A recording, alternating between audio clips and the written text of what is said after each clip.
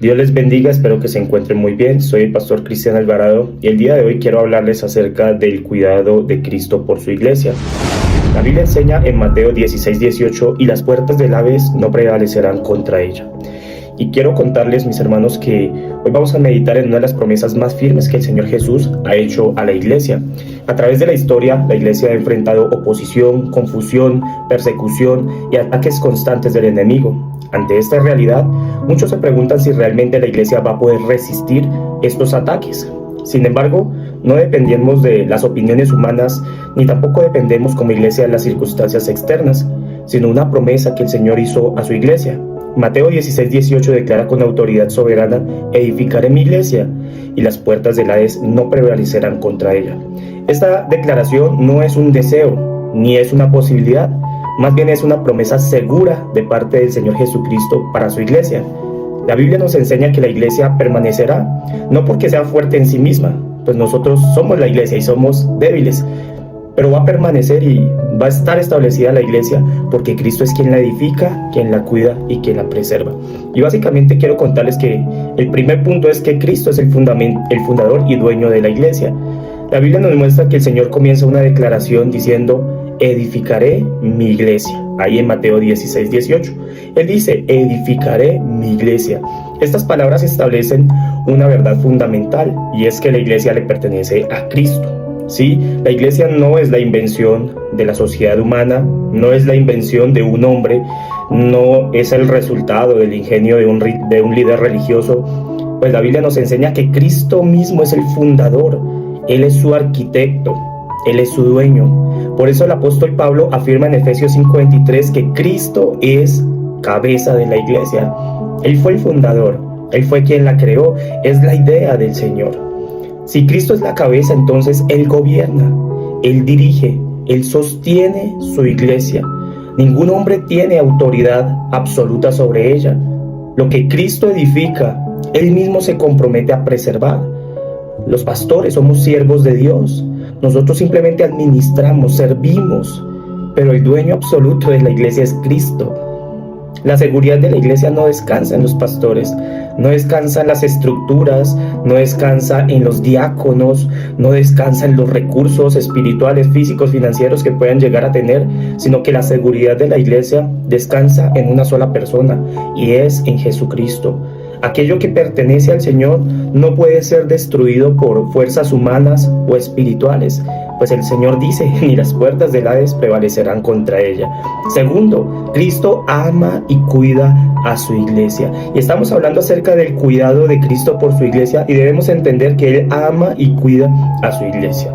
El cuidado de Cristo por su iglesia nace de su amor por ella. No es un amor teórico, no simplemente es un amor de labios para afuera, sino que es un amor práctico, que ha sido demostrado por medio de su sacrificio en aquella cruz del Calvario. La Biblia nos enseña en Efesios 5:25, Cristo amó a la iglesia y se entregó a sí mismo por ella. Ya ven que no es solamente un amor teórico, sino que es más bien un amor práctico.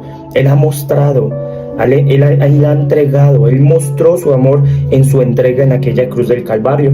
Cristo no solo enseña a la iglesia, sino que Él dio su vida por ella, la compró con su sangre y por tanto no la va a abandonar ni la va a descuidar.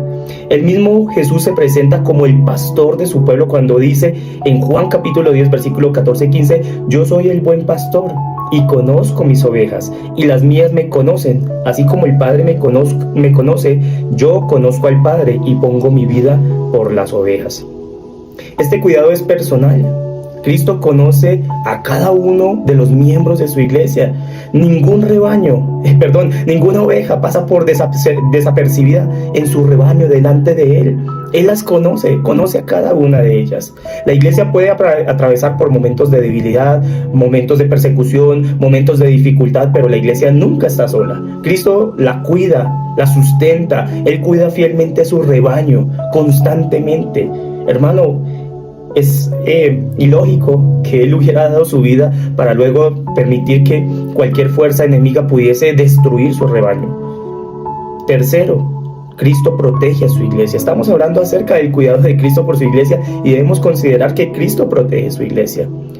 Juan 17:11 dice: Padre Santo, a los que me has dado, guárdalos en tu nombre. Además de amar a su iglesia, Cristo la protege. Antes de ir a la cruz, el Señor oró por sus discípulos, diciendo: Padre Santo, a los que me has dado, guárdalos en tu nombre.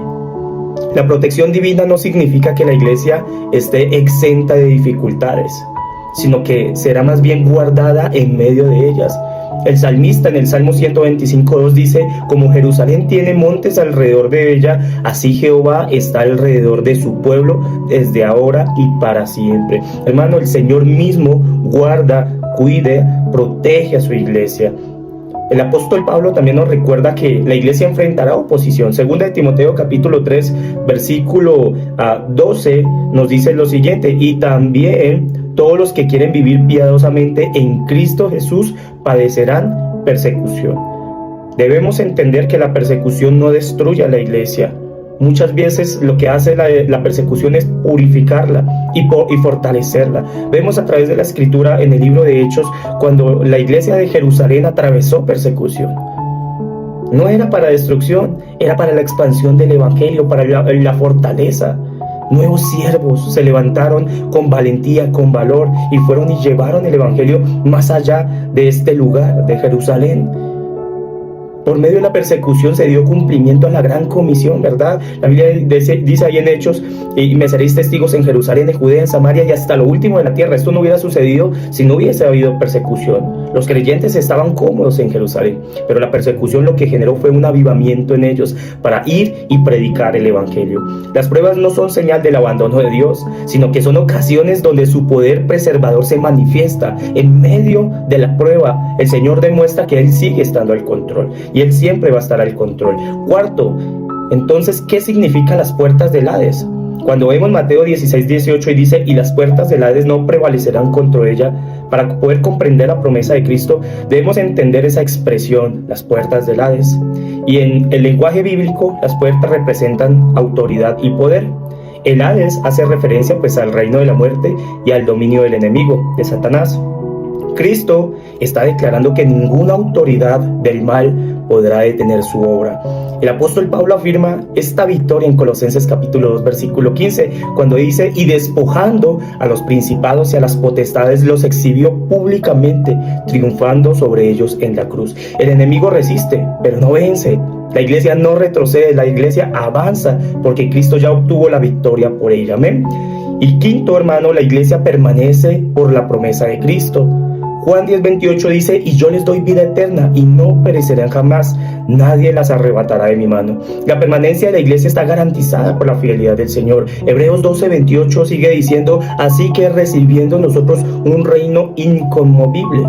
A lo largo de la iglesia, imperios han caído, gobiernos han desaparecido, culturas han sido enterradas y olvidadas, libros, escrituras han estado en el olvido, pero su iglesia permanece y su santa palabra permanece. La iglesia de Cristo permanece porque está fundada sobre la roca, sobre una promesa eterna.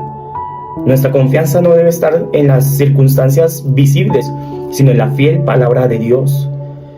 Sexto, nuestra responsabilidad como iglesia cuidada por Cristo. ¿Qué responsabilidad deberíamos tener entonces nosotros? 1 Corintios 15:58 dice: así que, hermanos míos amados, estad firmes y constantes, creciendo en la obra del Señor siempre. Apocalipsis 2:10 dice: sé fiel hasta la muerte y yo te daré la corona de vida. Somos llamados a permanecer firmes, fieles en la doctrina, a vivir en santidad, a servir en nuestras iglesias locales con gratitud, sabiendo que Cristo es quien sostiene a su obra. Ese es el llamado que Dios nos hace a nosotros. Y ya para concluir, el Señor Jesucristo concluye la gran comisión con una promesa que reafirma su cuidado constante. Mateo 28:20 dice: y he aquí, yo estoy con vosotros todos los días hasta el fin del mundo. Amén. Espero que este corto video, esta corta enseñanza haya podido ser de bendición para su vida. Les deseo un feliz día. Bendiciones.